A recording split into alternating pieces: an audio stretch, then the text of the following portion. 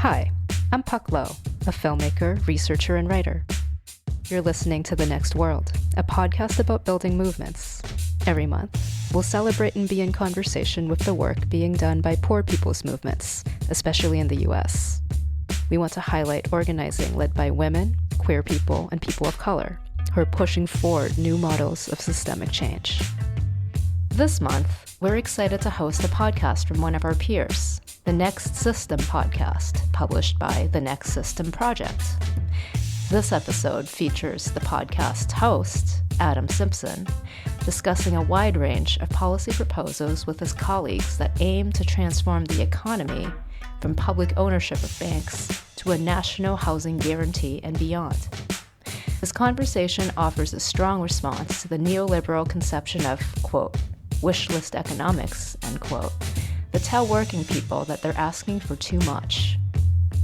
You can follow the Next System Project at thenextsystem.org/podcast. Fairy tale economics.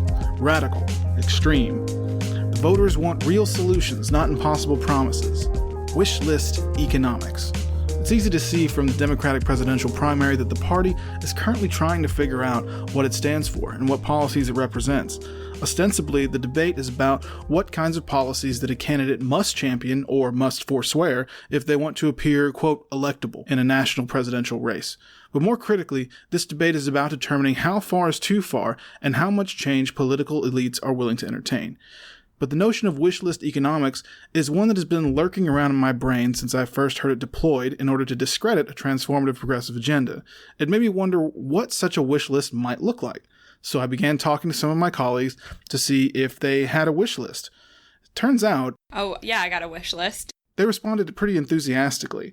I asked for one or two transformative ideas and, well... The seventh thing on my policy wish list? Don't worry. We'll get there. In this episode, we're interrogating our own agenda of wish list economics, policy proposals that would result in deep transformations for the American economy, and why that agenda is more pragmatic than critics give it credit for. First, we're talking with Thomas Hanna, co-director of the Democracy Collaborative's Theory, Research, and Policy Division. For the progressive candidates in the 2020 race, one of the key issues is that of inequality, of both wealth and power. And when thinking about how concentrated wealth and power are in the United States, we have to focus on the concentration of ownership. Thomas, your work focuses on proposals for publicly owned, democratically governed, and managed institutions. Can you tell us a little bit of what your policy wish list might look like? Sure. Yeah, so I think I may have a pretty extensive policy wish list at this point, but I think I'll start with the two crises that I see impending on our horizon, and the first one is the financial crisis, and I think Elizabeth Warren in one of the debates had it right on.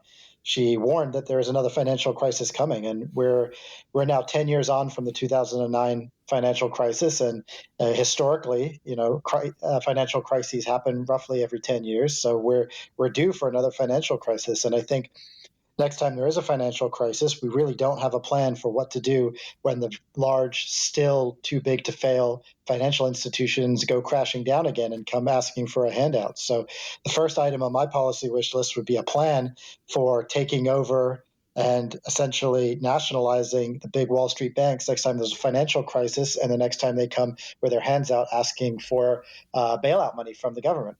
And the second thing on my policy wish list relates to the climate crisis.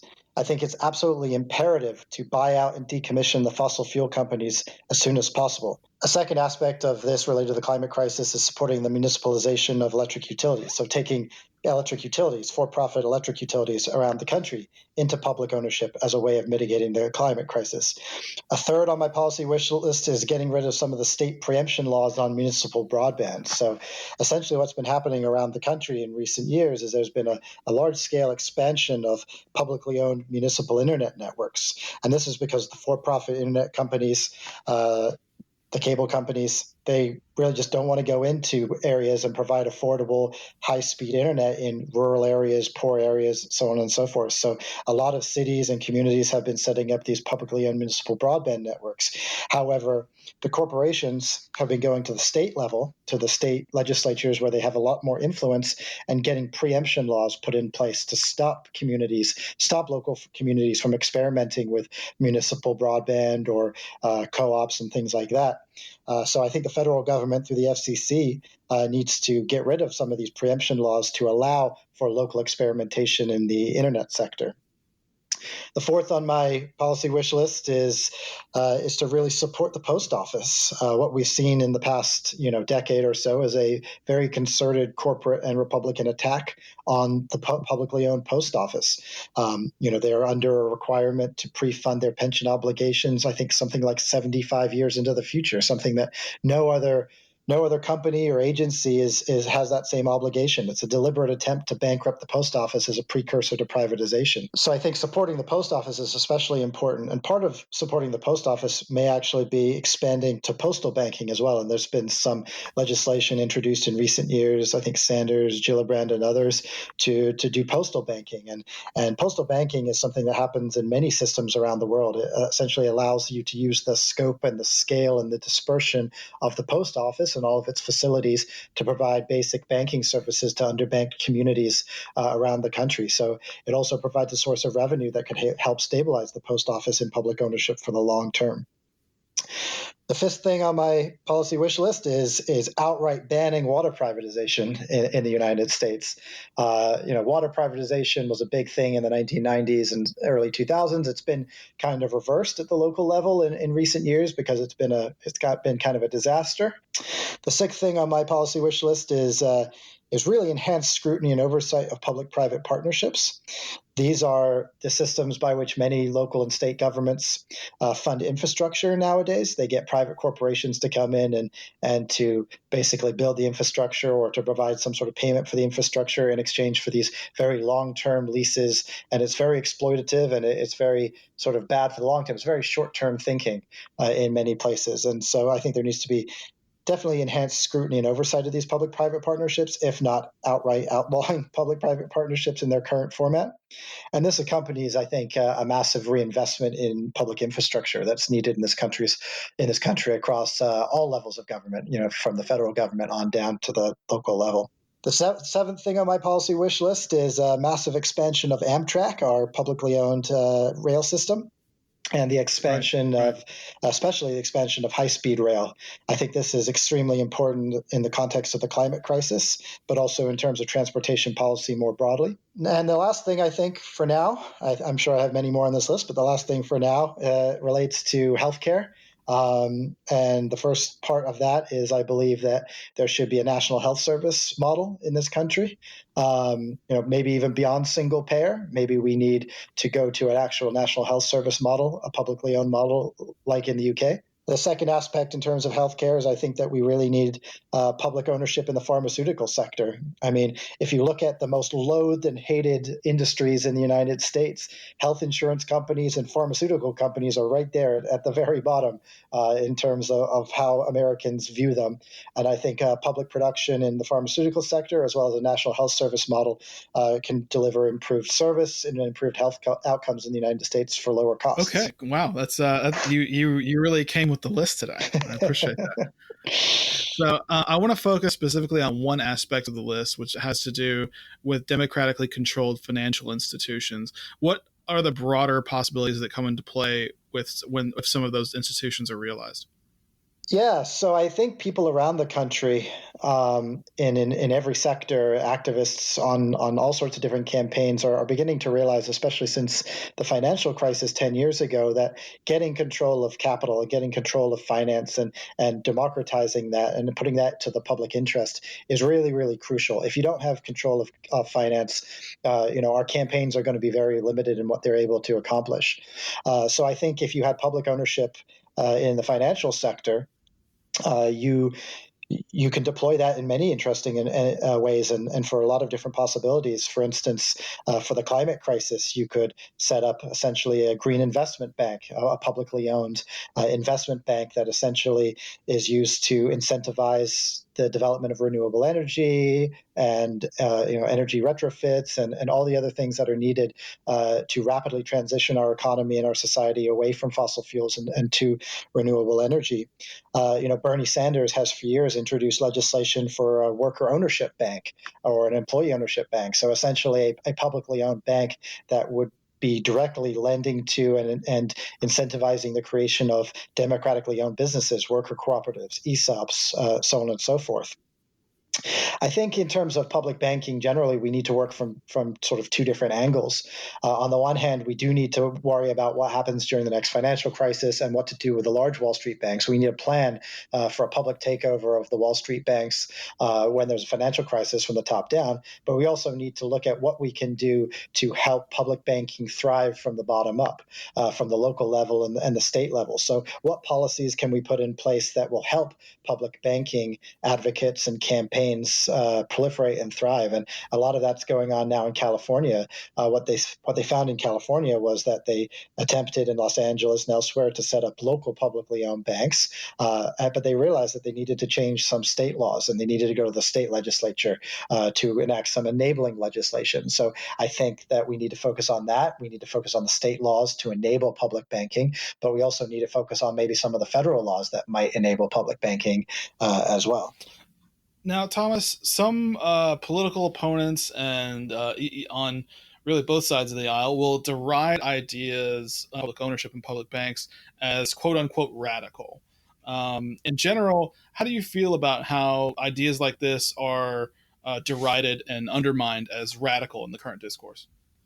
Well, everything I just listed on that list is not a pie in the sky idea. These are all based in real world examples that exist across the world and throughout U.S. and world history.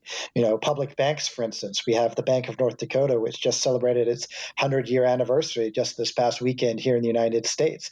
We have public banks that exist all throughout the rest of the world. We have the Sparkassen public banking system in Germany. We have national level public banks in many countries. As Thomas said, the item at the top of any progressive's list for systemic transformation is related to climate change. And to go a bit deeper, we'll turn to Johanna Bozua, co-manager of our climate and energy program. We have to consider how our economy is imperiling environmental systems across the planet, and the Green New Deal is often thought of as a broad set of radical proposals aimed at making the economy more aligned within ecological limits. Johanna, what would you say is your wish list for a Green New Deal? Oh, I've got a lot of things we have to do. I mean, we are dealing with the climate crisis. We've got 12 years to deal with the realities of climate change and decarbonize.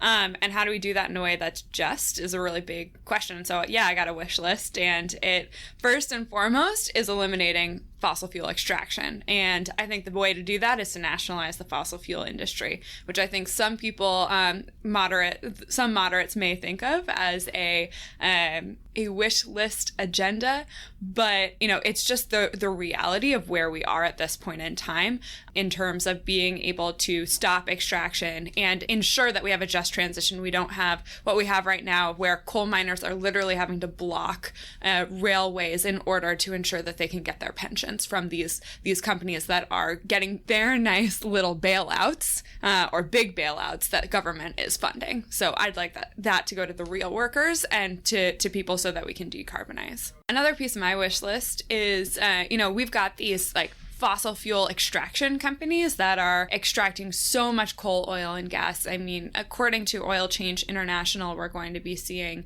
extraction of rates that'll tip us way over the edge. So we're dealing with unburnable carbon, and that's why we need to nationalize the fossil fuel industry.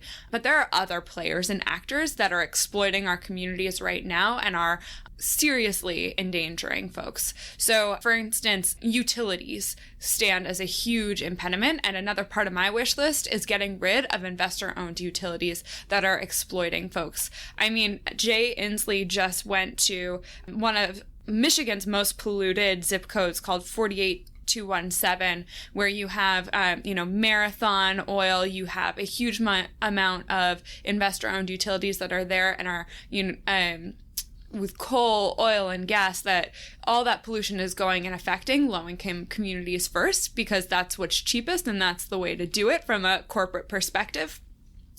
And we're seeing things like Con Edison in New York shutting off power to low-income communities first in Brooklyn so that they can keep the lights on in Williamsburg. And these are the things that we absolutely need to change, and why we need publicly owned utilities. We need people to be able to liberate themselves from these dirty, exploitative companies so that we can actually be in charge of renewable energy and ensure that the renewable energy future that we create is one that is equitable, that the benefits are distributed between all and not a very select few. So we can't re-perpetuate that capitalist system, because I think renewables could be extractive again if we don't manage this transition correctly. And what effects do you see a Green New Deal having on our society beyond, say, reduced GHG emissions and cleaner water? Yeah, well, I think that's a really important point. Climate justice has to be racial justice. And so when we're thinking about mobilizing and creating a climate resilient United States, we actually should be thinking about how this intersects with issues of housing justice, right? And public health is going to be one of the biggest things in this new reality we're creating if even we stay under 1.5 degrees of warming. And so we're going to have to really invest in our medical system. And that's why we need things like Medicare for all. That's part of a climate agenda. And that's why I think that we need to think about housing for all, Medicare for all, and some of these other policies through a lens of climate as well.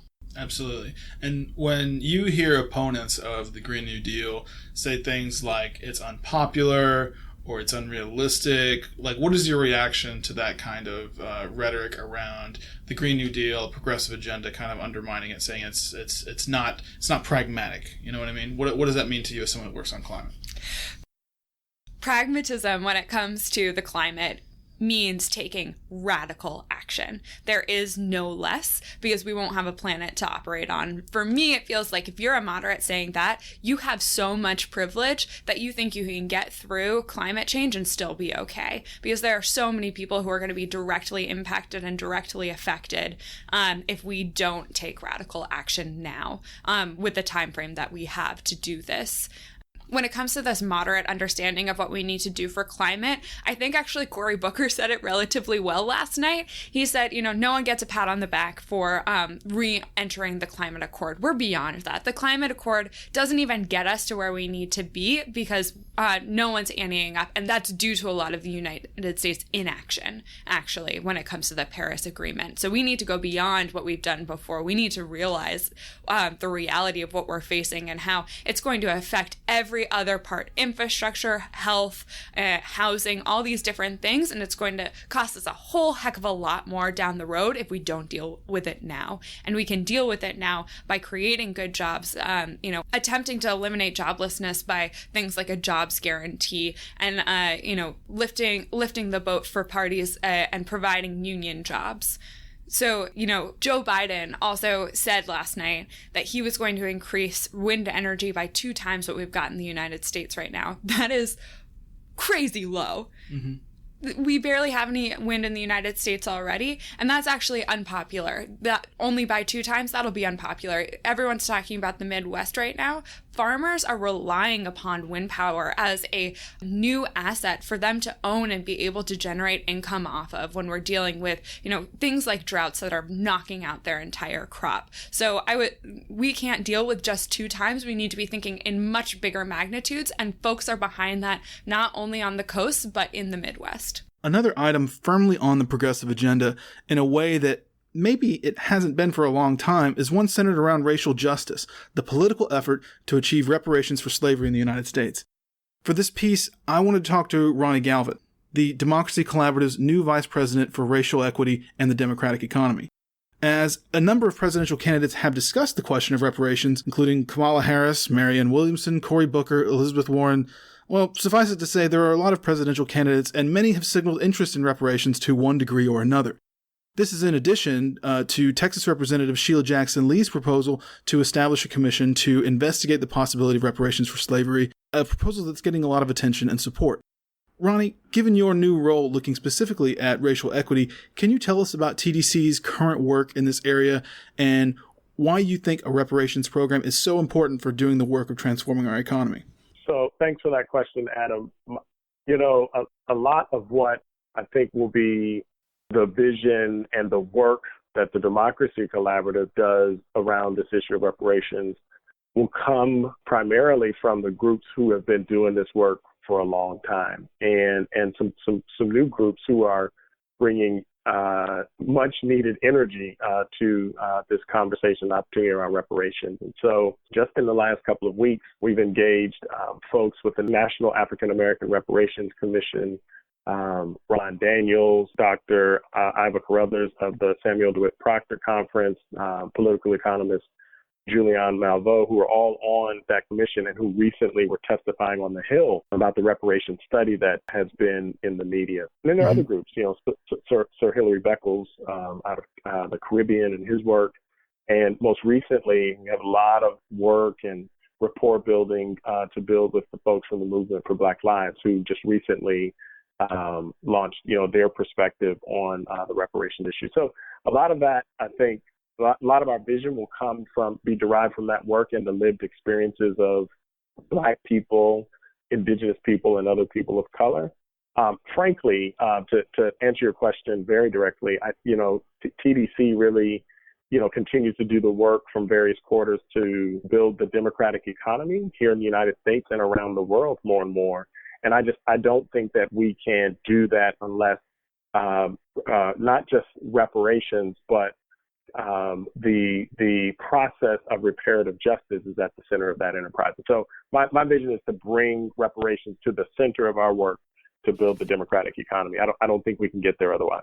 And, you know, especially in this particular historical moment, just thinking about the project of reparations, you know, the damage caused and currently being caused by white supremacy in the United States can sometimes feel like it's intensifying when you watch the news, whether we're seeing stories about immigrant concentration camps or police violence against communities of color or racist chants at political rallies, etc. Given this historical moment, what effect do you think a reparations program would have on the broader project to undermine and dismantle white supremacy? Yeah, well, I think it forces the country, both those who have wielded white supremacy as an oppressive tool and instrument, and those who've been oppressed by white supremacy. It bringing reparations to the center of our dialogue in the public square forces us finally, and maybe in the most transparent, courageous way that we have as a country, to deal with America's original sin, as Jim Wallace called it, and that is, racialized violence that started with our indigenous sisters and brothers whose land was stolen, and then, of course, this racialized violence that was perfected really on the backs of African descended people whose labor was stolen.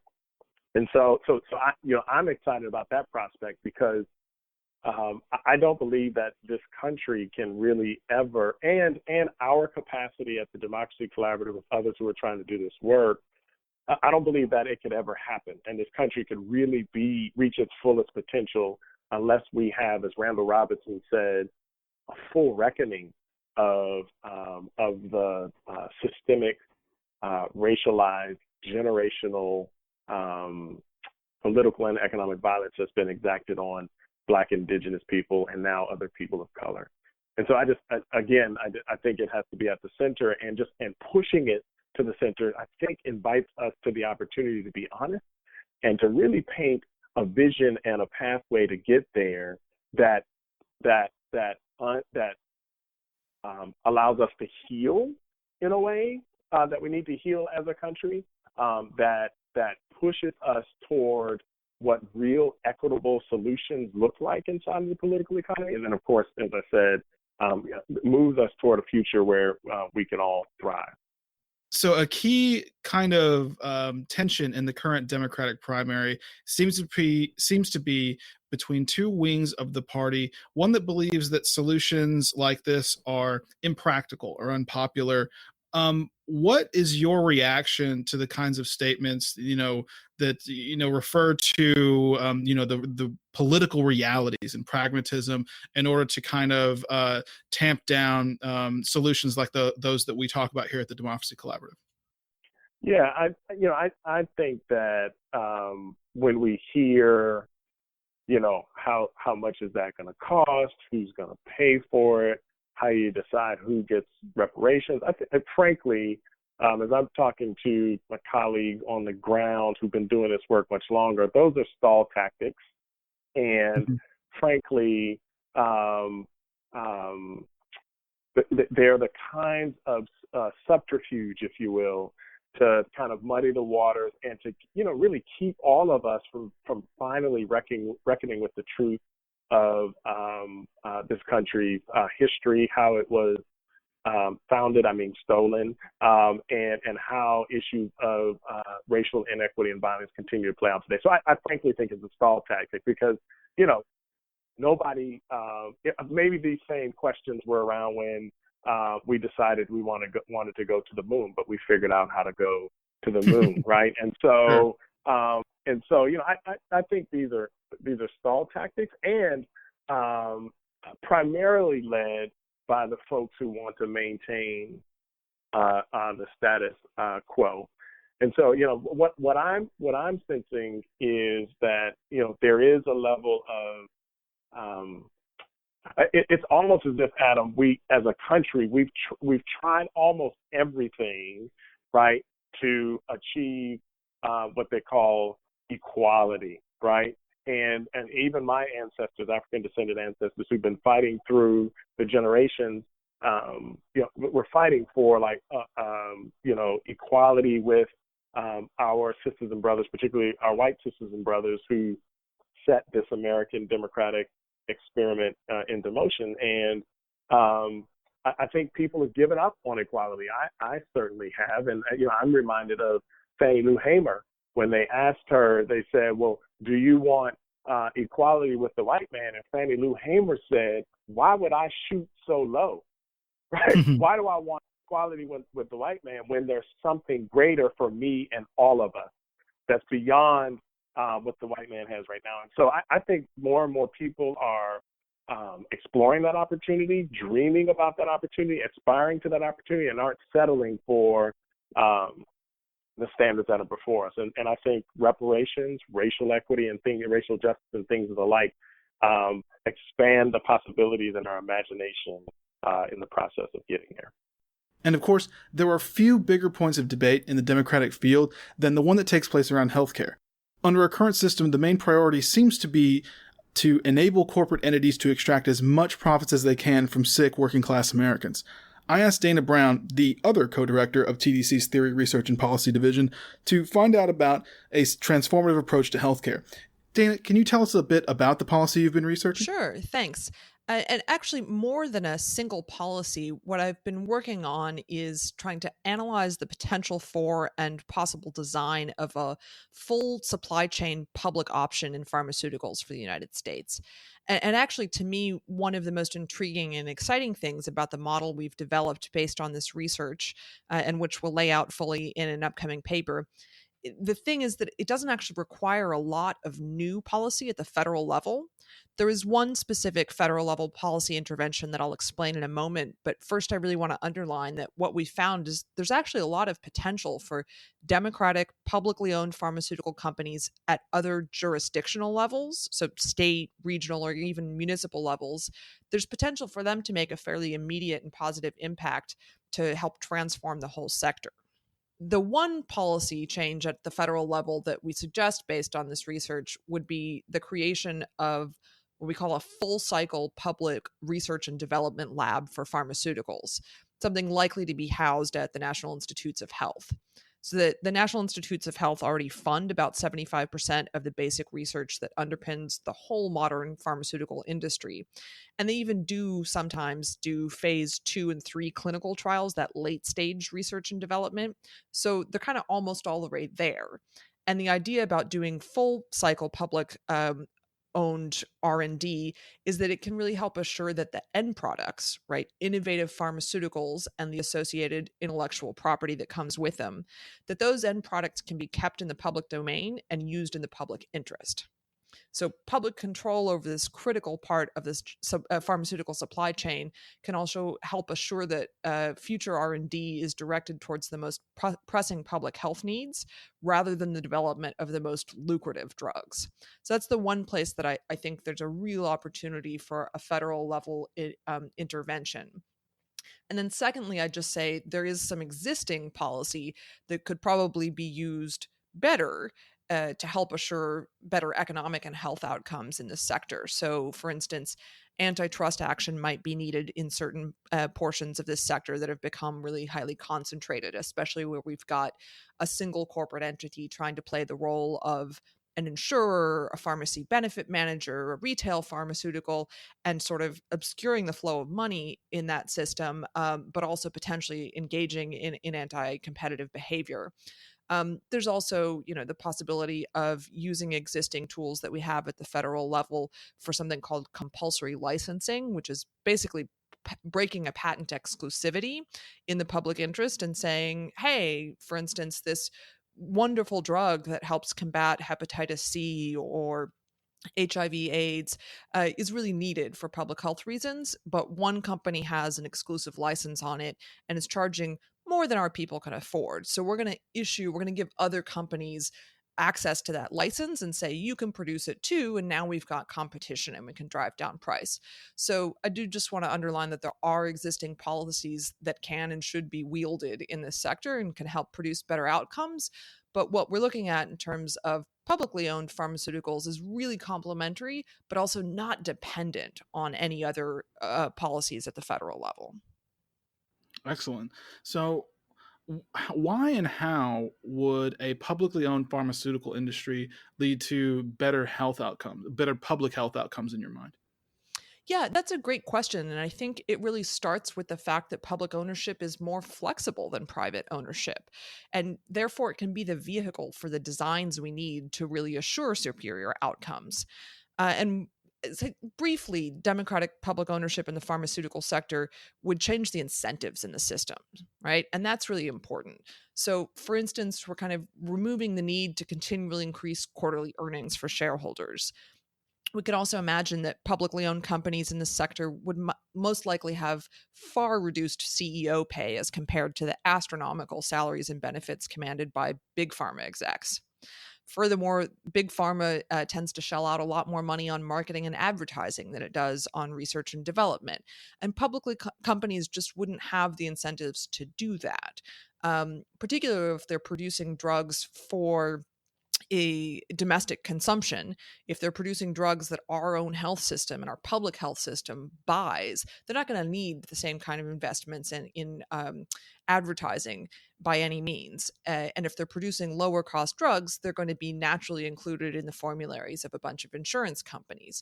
So I think there's the possibility for multiple points of savings in the system, which allow for greater and more equitable access to medications through lower and unitary prices. But one of the fun things to think about as well is how, as we kind of reclaim a portion of the US pharmaceutical market for the public interest, we can also secure good public sector jobs that contribute to thriving local economies. And that's an upstream investment in health. There's really a lot you can do thinking of this as an industrial strategy, thinking of it as a strategy for community wealth building and for leveraging new and existing anchors, institutions in communities. So I think the benefits for health over time are really intimately intertwined with benefits to the economy and more better distributed benefits to the economy. One thing to note is that the pharmaceutical sector is actually less diverse in its leadership, in terms of its boards, its CEOs, its most high paid executives and managers than the average Fortune 500 company, not to mention the average resident of our country. And the public sector tends to be a better employer in terms of employing a more diverse set of professionals. And so there are also all these interesting effects that you can think of about taking a portion of this industry into public control and providing public jobs in this sector. We get a redistribution of wealth for an awful lot of reasons, right? Not only are we recouping revenues for public balance sheets rather than having them diverted to offshore tax havens, right? But we're also creating an industry that more invests in a broader sector of the public. Another critical thing in terms of public health and the potential for improved health outcomes with a different ownership model in the pharmaceutical sector is that publicly owned pharmaceuticals wouldn't have the incentives to actively distort evidence-based medicine in order to sell more products. So that's one of the things we've seen, probably most clearly with the opioid epidemic, but in a lot of other cases as well, is that the private pharmaceutical companies aren't required by law and do not have an incentive to publish all of their clinical trial data, to show when something goes wrong, to show which research didn't result in something. And they also have incentives to downplay potential side effects if they're trying to sell more of a drug, right? And a lot of the information that's coming out as attorneys general are suing the companies most responsible for the opioid epidemic is that they knew the risks, right? But it wasn't in their best interest as a company to let doctors and much less patients know what those risks really were. So I just don't see how those same incentives would be embedded in a public system. And furthermore, because you can design public companies in a number of ways, you could really assure, and we suggest in the paper, some ways to make boards and decision-making processes more transparent and participatory to really help avoid that sort of perverse incentive being baked into the system. So I think that's really important in terms of long-term health outcomes. And lastly, if we have public research and development, we're also targeting drug innovation based on the greatest public health need and not on what sells, right? So we'd be producing new drugs in areas where people need them, right? Like antibiotics or medications for neglected tropical diseases as those spread across the globe more. Historically, there's been no investment in that sort of thing because the people that tend to get those diseases don't have the purchasing power. Right? But as that changes and as public health and security needs change, publicly owned companies can really direct the flow of research funds into those areas where there's a clear health need. You know, given the current discourse around healthcare in the United States and really around other issues as well, but there are surely many people that would claim this proposal is radical or extreme. But obviously, we believe this idea is quite practical, right? Yeah, so look at it this way. It's essentially political suicide at this particular moment to run for federal office and not promise to lower drug prices. But none of the proposals on the table right now really challenge the underlying structure of the industry that naturally produces these high prices and other noxious outcomes. Most are piecemeal reforms that would be in danger of being rolled back in the future or simply overrun by some new strategy of big pharma. So, a full supply chain public option is a structural alternative that would naturally produce different and I think improved outcomes. So, for me, it seems like a very practical plan. And it may not be the only structural alternative to the status quo. So, I actually hope that it inspires other ideas and more innovation in this sector. One of the things, too, that I really like about the plan that we've come up with so far is that it allows for a lot of innovation at the local level.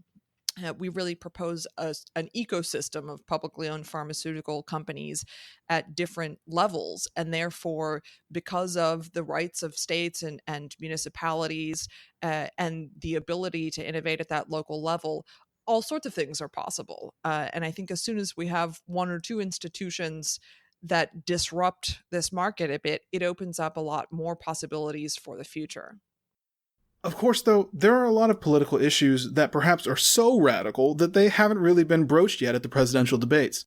I wanted to ask Policy Associate Peter Gowan about what key issue he thinks needs to be elevated and put at the top of a progressive wish list. I think that one of the things that we've noticed through all the debates so far is that we haven't got a single question asked by the moderators on the issue of housing. Now, some of the candidates have brought it up themselves. Julian Castro brought up the need for more affordable housing in his answer, and Bernie Sanders highlighted the fact that there are 500,000 homeless people in America. One of the things that I think we'd really like to see is a national homes guarantee, which would probably be the largest investment in housing for working class people in the post-war period.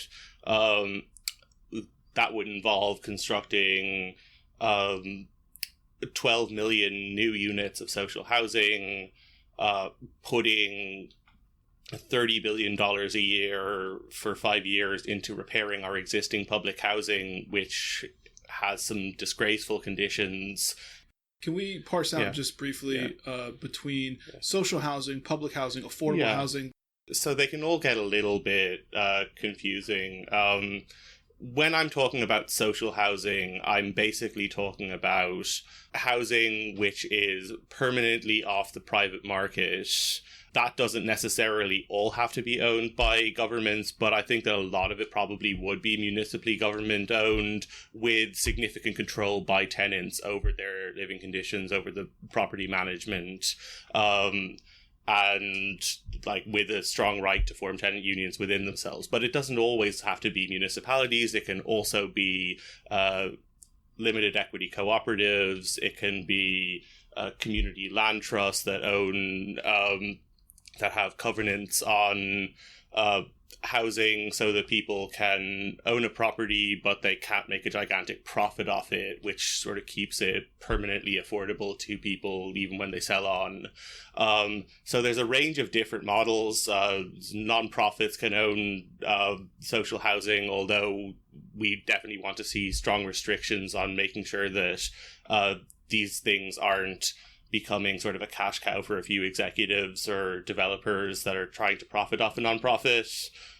Really, I think when I talk about social housing, that's what I mean. Yeah. Public housing is an existing program which has over 1 million units of housing which were built throughout the last century, and some of which are doing really well and which are providing affordable, safe housing for people in their communities, and which is often under attack by people who want to privatize it. But a lot of it has also been let down by decades of disinvestment by the government, who haven't been treating these tenants fairly, who have treated segregation in housing as inevitable. And what we want to do by reinvesting in public housing is to really keep the promise that was always made to these tenants that they would have a safe, stable home, and to expand the number of people who benefit from things like that by building new ones. When we're talking about expanding the stock of social housing in this way, of guaranteeing homes, what do you think would be the kind of broader knock-on effects in our economy of a program like this? So I think that what we're thinking about with the National Homes Guarantee is really a structural change in how the housing market functions as a whole. Mm-hmm. When you have well over 10 million units of social housing available to people in the economy, when you've repaired public housing, then it gives people a choice between that and whether they want to buy a house or to rent from the private sector. It gives them an alternative of sort of baseline standard of housing, which they can get at a very affordable cost. And that means that landlords have to either beat that or get out of the game. That basically sort of sets a standard through a public option in housing that you don't get unless you have one. Now, on top of that, we also want to introduce some real regulations into the private market in housing, which has especially like with landlords, have been able to operate basically unchecked in most of the country for the last century. The renters and tenants' rights haven't really been a major national issue. So one of the things that we're pushing for is a national tenants' bill of rights that would include restrictions on how quickly landlords can raise rents with these sort of predatory gouging rent rises that can force people out of their homes, and the right to renew your lease unless you have done something like extremely criminal or have been there needs to be a good cause for an eviction to happen. People would have the right to stay in that house and continue renting it indefinitely, and they'd have their rents regulated as well, so they can't be forced out by a massive rent rise. Right. This is something that more and more people are talking about these days. In New York, rent laws were strengthened just earlier this summer. California and Oregon are sort of on the path to having statewide regulation of rents and eviction clauses. And I think that tenants are starting to come back onto the agenda of national politics in a way that I don't think that the presidential candidates have all caught up to yet. Mm-hmm. And I think that Bernie Sanders is making some positive noises in this direction. He hasn't released his housing plan yet, but we're really, really excited to see it. He wrote an op-ed in CNN earlier this week on their website where he was talking about the need to build millions of new units of affordable housing, about the benefits that rent control had for him and why he wants to extend them to more people, and the promise of democratic ownership models for land like community land trusts, which he pioneered in Burlington when he was the mayor. We've also seen other candidates release housing plans, some of them better than others. They haven't got a huge amount of attention. Elizabeth Warren has a pretty big housing bill. It has some very positive stuff in it around expanding affordable housing stock by about 3.5 million units, which is welcome. I don't think it's necessarily enough units. And similarly, she has some money for repairing public housing, but it's not really enough. And Julian Castro similarly has had a focus. So Julian Castro was Obama's Secretary of Housing and Urban Development, and he has some plans around housing, especially around fair housing, which are quite positive around desegregating housing, but there's not really enough money there to really start building a sizable sector of housing provision, which is outside of the speculative private market. So, ideas like this, when we're like, as you said, and I'm paraphrasing, but like really completely change the way the housing market works in this country. We're, obviously people are going to the kind of, I'm not sure the word for it. I don't want to say mainstream. I'm not sure what word I should use. Lamestream. Well, that's certainly one option. But there are candidates that would say that this is radical and extreme, and it's fairy tale economics.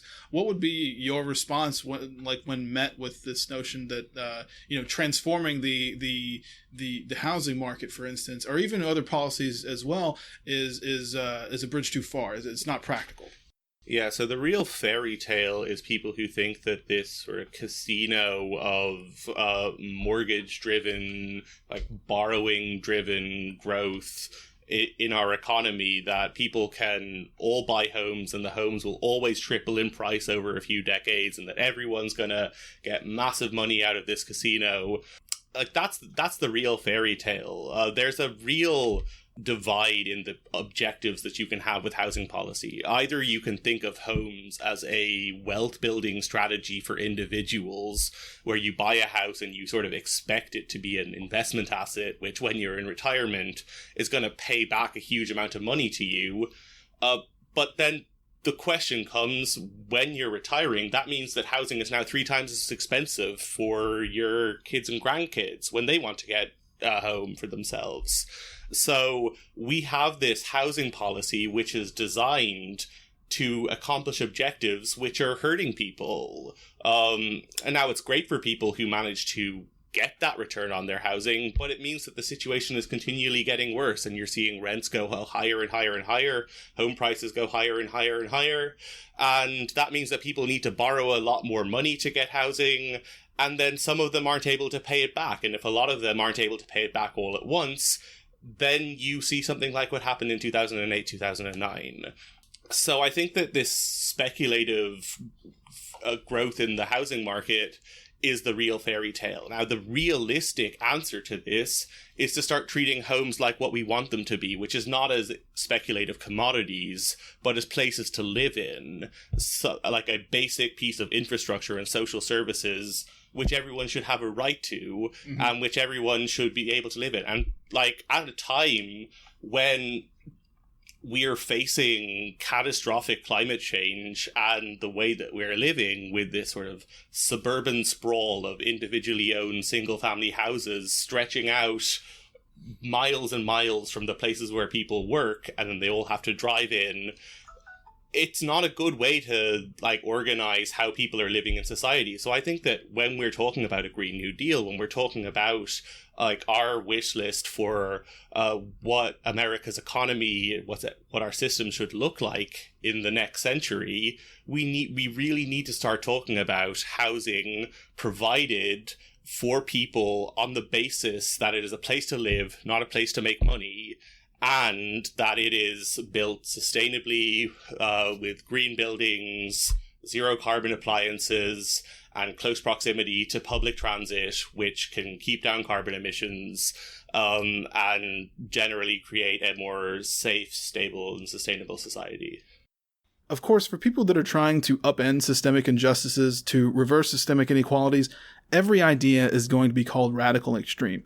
And when he hears someone undermine systemic solutions, Thomas Hanna grounds his rebuttal in history. Right. Well, I think American history very aptly demonstrates that ideas that we think are radical, once they're implemented and once they're put into practice, they are immensely popular and they remain embedded and almost untouchable in many cases. I'm thinking about Medicare, for instance, or Social Security. These were very radical programs that were really fought by corporate America and fought by the elite interests when they were put in place. But now they're essentially the third rail of American politics. Like, you can't touch them because you'll be killed as a politician. Like, these things are embedded in America and in American society because they are very successful.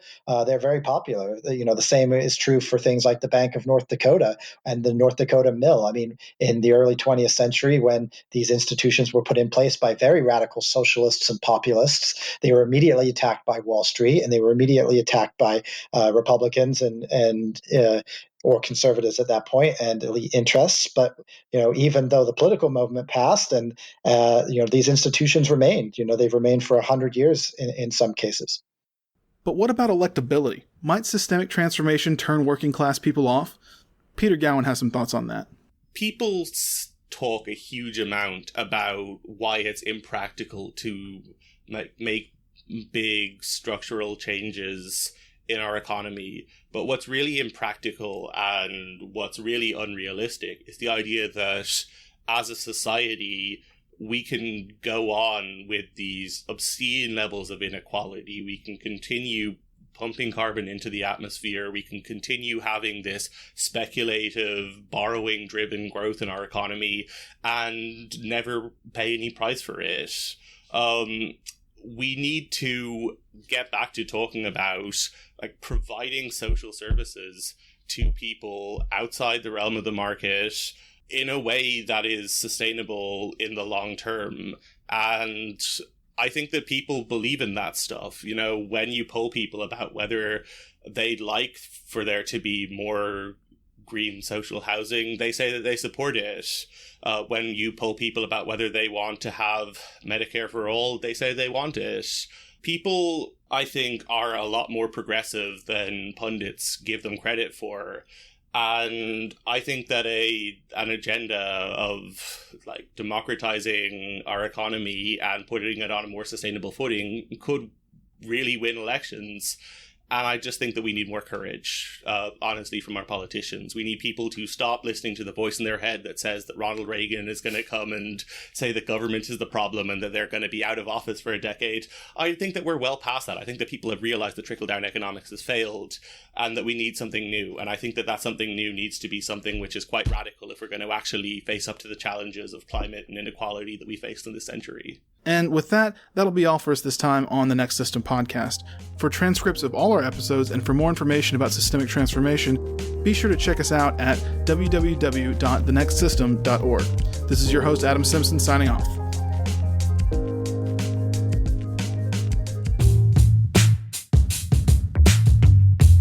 Thank you. And thank you, everyone out there, for listening to this episode of The Next World, a podcast about building movements. You can find out more about us at nesri.org. That's nesri.org. And thank you to Jesse Strauss for sound mixing. Keep building, and until next time.